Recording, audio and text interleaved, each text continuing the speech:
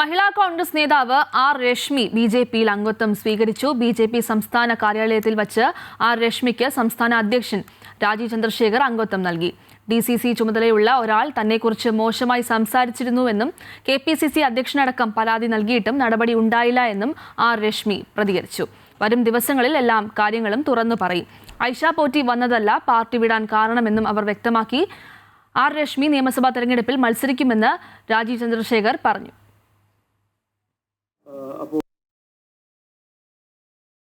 രശ്മിയെ പാർട്ടിയിൽ സ്വാഗതം ചെയ്യുന്നു.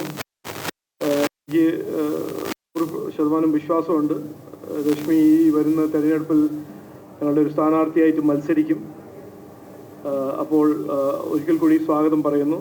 പാർട്ടിയുടെ കൊട്ടാരക്കരയിൽ അധ്യക്ഷപദം അലങ്കരിച്ചിരുന്ന പലരും ഇന്ന് അവരെല്ലാം DCCയുടെ ഉത്തരവാദിത്തപ്പെട്ട ഭാരവാഹികളായി മാറിക്കഴിഞ്ഞു. അവർ വളരെ മോശമായ വാക്കുകളാണ് എന്നെ ഉപയോഗിച്ചത്. ഒരു പാർട്ടി മീറ്റിങ്ങിലാണെങ്കിൽ നമുക്ക് പ്രശ്നമില്ല, പക്ഷേ ഒരു പൊതുസ്ഥലത്ത് നിന്നാണ് എന്നെ വളരെ മോശമായ വാക്കുകൾ ഉപയോഗിച്ചത്. അതാണ് എന്നെ വേദനിപ്പിച്ചത്. ധാരാളം തിക്ത അനുഭവങ്ങളാണ് അതിനുശേഷം ഉണ്ടായത്. കേരള പ്രദേശ് കോൺഗ്രസ് കമ്മിറ്റിയുടെ അധ്യക്ഷനും DCCയുടെ അധ്യക്ഷൻ അടക്കമുള്ളവർക്ക് പരാതി നൽകിയിരുന്നു. ആ പരാതി ഒന്ന് പരിഹരിക്കാൻ പോലും തയ്യാറായില്ല. അതാണ് എൻ്റെ പാർട്ടി മാറ്റത്തിലെ ഏറ്റവും ഉണ്ടായത്.